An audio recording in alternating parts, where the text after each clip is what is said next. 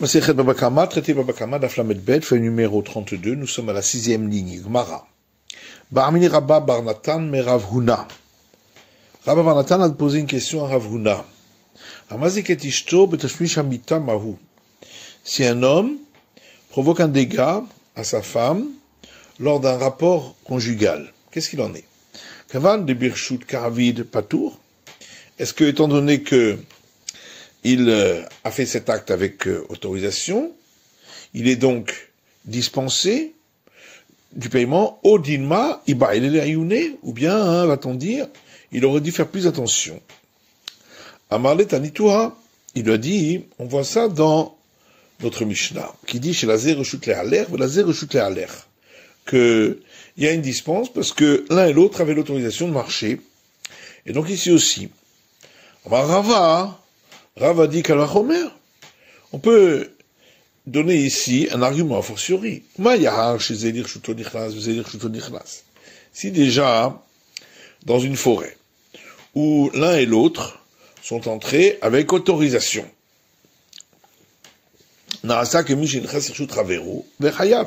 malgré tout, si un a tué l'autre involontairement, c'est comme s'il était entré dans le domaine de l'autre et il est passible de la sanction, comme c'est écrit dans la Torah.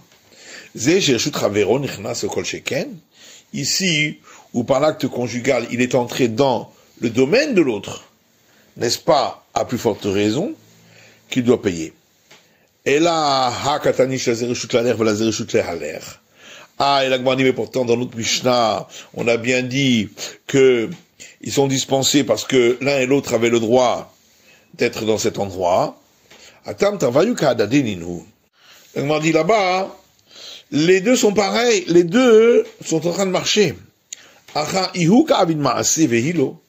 Alors que ici, c'est lui qui faisait un acte et pas elle. Et c'est pourquoi il est responsable.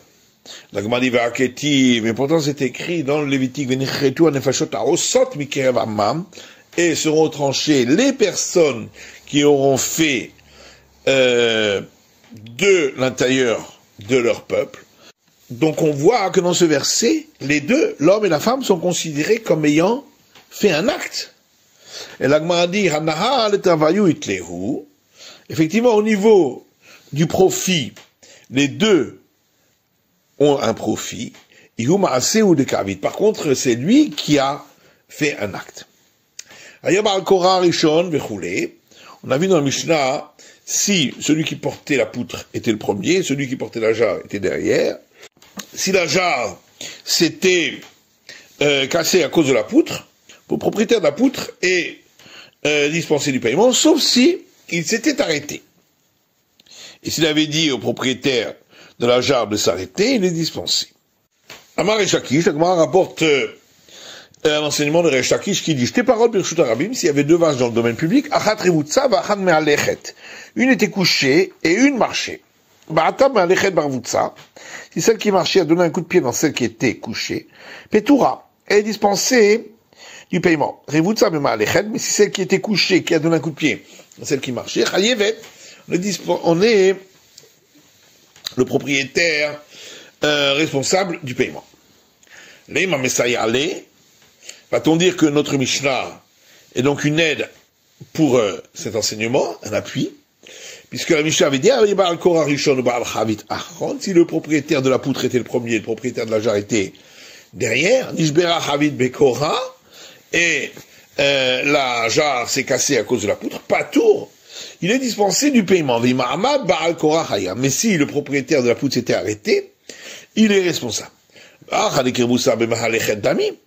Voilà que là, c'est comme le cas de la vache qui est couchée, qui donne un coup de pied dans la vache qui marche, puisque comme de la vache qui est couchée n'avait pas à se coucher à cet endroit-là, là aussi il n'avait pas à s'arrêter. Et on veut katane chayav, et on voit dans notre Mishnah que il est responsable du paiement. Donc exactement comme Rechakish a dit pour la vache couchée. La Gemara dit Tisbera siyae ba'aya. Est-ce que tu crois que anciennement Rechakish avait besoin d'un appui? Le mystère de le messayer. Et non seulement que ce que tu as rapporté n'est pas un appui, et la marché n'a mis caché. Au contraire, c'est une question. Ta'ama de ba'ata, ha'huzka mimela, pas tout. Parce qu'il ressort de Resh Lakish que c'est seulement dans le cas où la vache qui était couchée avait donné un coup de pied que il doit payer. Mais si la vache qui marchait avait été endommagée sans qu'il y ait un acte spécifique de la vache couchée, il est dispensé, le propriétaire de la vache couchée. Or, dans notre Mishnah, le dommage s'est fait de lui-même. Et malgré tout, on voit que le propriétaire de la poutre doit payer. Et la Gemara répond que notre Mishnah n'est pas une question. Pourquoi? Batiti n'est pas que Shilda. Dans notre Mishnah, on parle d'un cas où il avait obstrué le chemin avec sa poutre parce qu'elle était en travers de la route comme un cadavre. Alors que dans le cas des deux vaches, si elle était couchée d'un côté de la route, l'autre vache aurait pu marcher de l'autre côté. C'est pourquoi il n'est responsable que si la vache a donné un coup de pied, mais pas si il s'était endommagé de par lui-même. Et là, Seifan et Matitin Messayale le Resh Lakish. Par contre, la suite de la Mishnah est effectivement un appui pour Resh Lakish. Et Katani, puisque dans la Mishnah il est dit, si le propriétaire de la jarre était le premier et le propriétaire de la poutre était derrière, et la jarre s'est cassée à cause de la poutre, Hayav, propriétaire de la poutre doit payer. Et si le propriétaire de la jarre s'était arrêté, alors il est dispensé. Or, ici c'est comme le cas de la vache qui marche, qui a donné un coup à la vache qui était couchée. Mais Katani Patour. Et on voit que il est dispensé de payer. Et la Gemara dit en vérité, il n'y a pas de preuve. Parce que dans la Mishnah, il marchait normalement, le propriétaire de la poutre qui était derrière. Alors que dans le cas des vaches, le propriétaire de la vache qui a reçu le coup de pied dit à l'autre, c'est vrai que la vache avait le droit de marcher, mais de donner un coup de pied, est-ce qu'elle avait le droit? Et donc c'est pourquoi, là-bas, il n'y a pas de preuve qu'il est dispensé de paiement.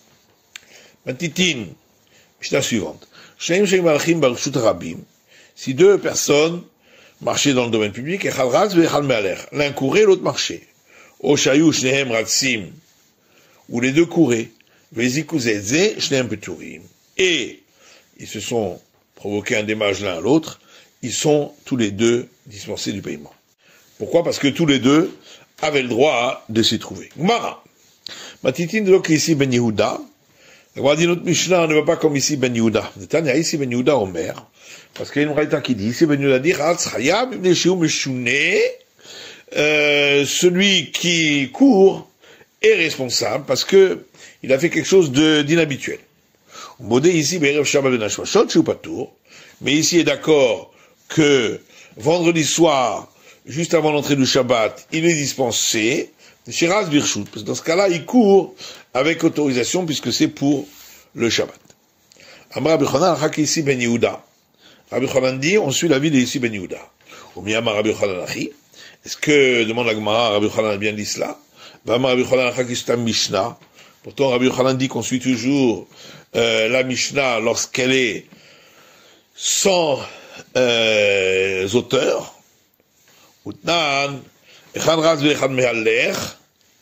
Or, dans notre Mishnah, il est dit, si l'un courait et l'autre marchait, ou que les deux couraient, Pétourines sont dispensés du paiement. Et la Gemara répond, il n'y a pas de preuve de notre Mishnah. On peut dire qu'elle parle uniquement le vendredi avant l'entrée du Shabbat. Mimai, et d'où sait-on? Médicatani ou shayu shneem ratsin Pétourines. Puisqu'il est écrit, si les deux couraient, ils sont dispensés. À tout la mali, qu'est-ce qu'on a besoin de rajouter ce cas-là? Au premier. Si déjà dans le cas où un court et l'autre marche, on dit que celui qui court est malgré tout dispensé, Si les deux couraient, n'est-ce pas, à plus forte raison. Et là, Rikama. Mais voilà comment il faut expliquer la Mishnah.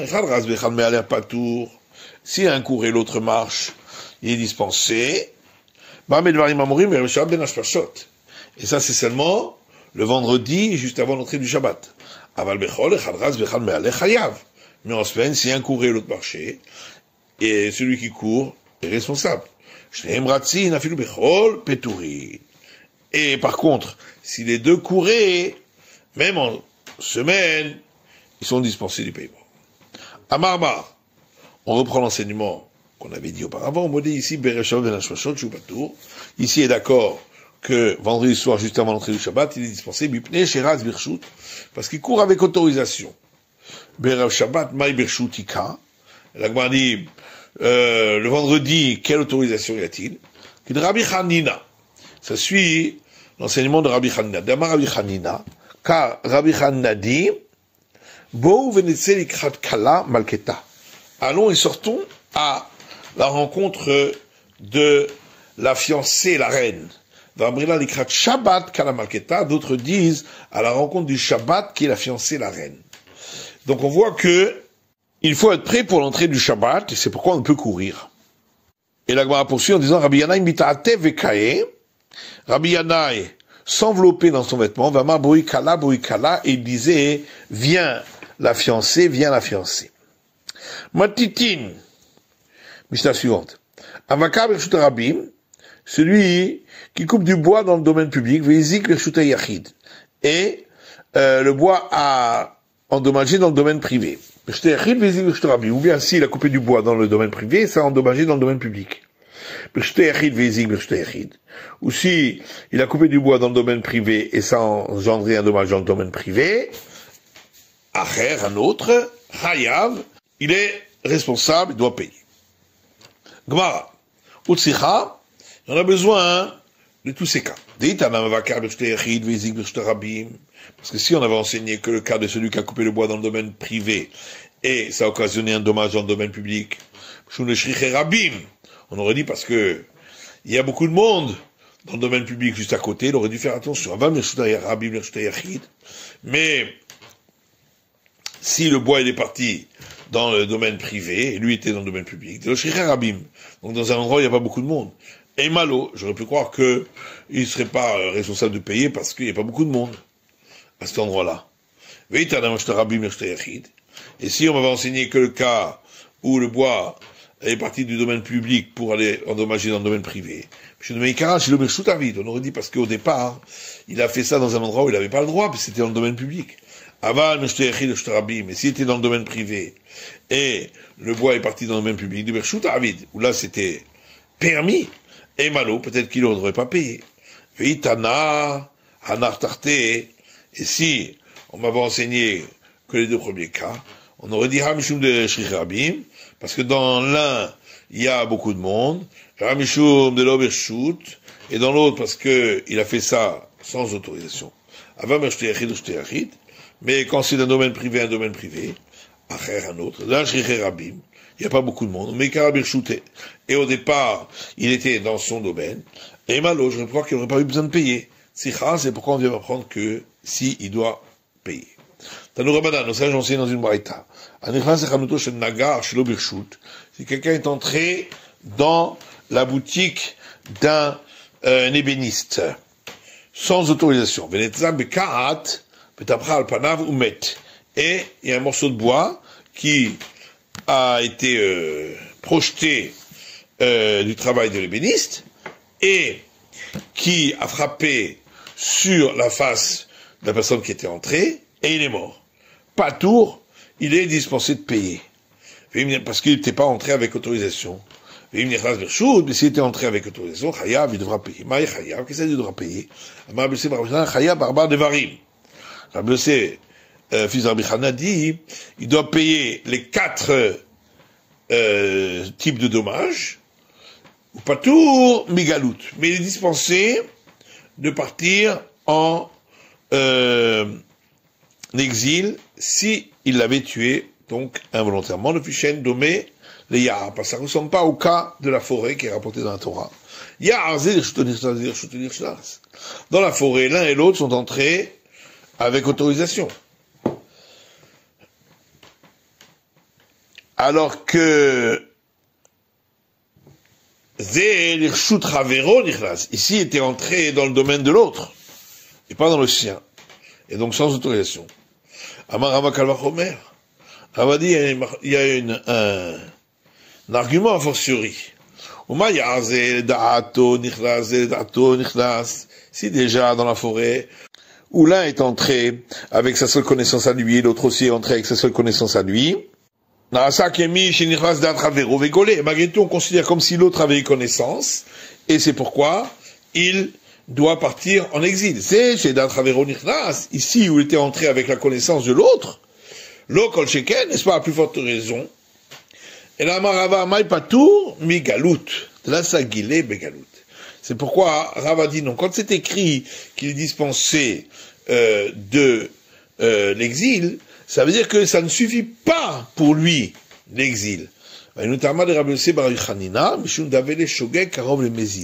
C'est ça la raison de Rabbi Yosef fils de Rabbi Chanina, c'est parce que il est involontaire, mais proche d'être volontaire, puisqu'il était au courant que l'autre était là. Motive Rava, là-dessus Rava objecte, à partir de Braïta qui dit aussi si celui qui donnait la flagellation a rajouté un coup de lanière et l'autre est mort, arezé golé aliado, il ira en exil à cause de lui. Or ici, c'est un cas d'involontaire qui est proche d'être volontaire, puisque il savait très bien qu'il fallait pas rajouter. Et il aurait dû penser que des hommes peuvent mourir si on rajoute un coup de lanière. Et on voit que malgré tout, il va en exil. Rav Shimon Ardea répond, on parle d'un cas où il s'est trompé dans le compte. Il croyait que ce coup-là faisait partie du compte. Rava l'a frappé avec sa chaussure. Amarlé lui a dit, à tout, mané, est-ce que c'est celui qui donne le coup qui compte? Vatania Gadol chez Bedayanin Koré. Pourtant, une braïta qui dit, le plus grand des juges récite les mots du verset, Vacheni Moné. Le second compte les coups, Vachishi Omer Akehu. Et le troisième dit, frappe-le. Donc on voit que c'est pas lui qui compte. Et là-bas, Rav Shimon Ardea, l'Etaha Dayana Goufé. Et c'est pourquoi Rav Shimon Ardea répond que c'est le juge lui-même qui s'est trompé dans le compte. Métivé, on objecte à partir d'une braïta qui dit Azorek et Even Shut Rabim. Si quelqu'un a lancé une pierre dans le domaine public, va à Rag et l'a tué. Arezé Golé, il part en exil. Va à Rag de Shogakarov le Mézidou. Or ici, il s'agit d'un cas où c'était involontaire, mais proche d'être volontaire. Parce qu'il aurait dû penser que dans le domaine public, il y a beaucoup de monde. Le Katanier est égolé, et on voit qu'il est écrit qu'il part en exil. Amar Shemar Yitzhak, mais Soteret Kotlo. Rav Shemar Yitzhak répond, on parle d'un cas où il était en train de casser son mur. Et l'Agmar dit, il est luné, mais il aurait dû bien regarder. Alors on répond, mais Soter Balaïla, il l'a cassé la nuit. La nuit, il n'y a personne. Mais là, il a mis, il est iuné. Et la nuit aussi, il aurait quand même dû regarder, parce que il peut y avoir des gens qui passent. Mais Soter Kotlo Beyom les Hashpa. Et on répond, on parle de quelqu'un qui a cassé son mur le jour, et ça donnait sur une décharge. Et l'Agmar dit, cette décharge, de quoi parle-nous? Il est chez Rabim, s'il y avait du monde qui passait. Mais c'est comme volontaire. Vélo chez Rabim, s'il n'y a pas beaucoup de monde qui passait. À nous, alors il serait considéré comme cas de force majeure. Amara papa alot sicha, et là, ashpa asuya lifanot balayla, vena asuya lifanot bayom. La papa dit, de quoi on parle ici? D'une décharge qui est faite pour utiliser comme toilette la nuit, mais n'est pas faite pour utiliser comme toilette le jour. Veikademikre veyativ. Et bien il arrive parfois que des gens y aillent également le jour, aux toilettes. Mais il doit avoir Daina sur les panneaux de Yom. Donc volontaire il n'est pas parce que c'était pas fait par l'autorité le jour. Anus Tamilo avait, mais cas de force majeure non plus il n'est pas. Dans les cas de micréviatif, parce qu'il peut arriver que certains y aillent dans la journée, comme pour utiliser comme toilette. Rapa Mishpeh de Rava Matnela Recha. Rapa pardon de Rava rapporte cet enseignement sur le début de la Mishnah. Nichlas Echanuto Shel Dakar. Celui qui est entré dans la boutique d'un ébéniste, Shilo Beshut, sans son autorisation, Vnitza Lo Bekaat, et un morceau de bois a été projeté sur lui, Vetafralo Alpanav, et l'a frappé sur sa figure, ou met élément patour, et dispensé. Amar Rabbi Yosef Bar Chana, Chaye par Badvarim, patour Megalout. Rabbi Yosef Bar Chana dit, il doit payer les 4 éléments à payer, mais dispenser de l'exil. Man Matela Sefa Kocheken Arecha. Celui qui rapporte cet enseignement sur la fin de la Mishnah a plus forte raison pour le début. Man Matela Arecha, celui qui l'enseigne sur le début, Abala Sefa Kevon Bershut Chayav Galut, dira que pour la fin de la Mishnah, étant donné que c'était avec autorisation qu'il est entré, il est passible de l'exil. La Gemara dit Mechayev Galut, parce que vraiment il est passible d'exil. Maintenant il a apporté une braïta qui dit Anichas Chanuto Shenapach Venitzam Nitzotzet Metapralo Alpanav Umet. Si quelqu'un est entré dans la boutique d'un forgeron et une étincelle a été projetée, a frappé sur sa figure et il est mort, patour est dispensé. Va faire une race birchut, même s'il était entré avec autorisation. Et la Gemara répond Ramaskinam Beshulia de Napaché. On parle ici de l'apprenti des forgerons. Et la Gemara dit, Shulia de Napaché Miktela Kae. Mais alors, même s'il est apprenti des forgerons, est-ce qu'on a le droit de le tuer? Que chez Rabo Mesarev Volatzet Veno Yotse. Parce que le maître l'avait incité à sortir, et il n'a pas voulu sortir. Ou chez Rabo Mesarev Volatzet le Miktele Kae. Et alors, même si, parce qu'il lui avait dit de sortir, alors il avait le droit de le tuer, Kisbor Yatsa. Il croyait qu'il était sorti. Yahi Aher Nami. La Gemara, alors à ce moment-là, si c'était un autre aussi, pourquoi on parle du disciple? Yaher Etle Maté des Rabé, parce que l'autre, il n'a pas la crainte de son maître. Aïtle Maté des Rabé. Celui-là, il avait la crainte de son maître. Et c'est pourquoi il y a plus de chances qu'il soit parti. C'est la fin de l'étude du Daf Lamed Bet de la feuille numéro 32.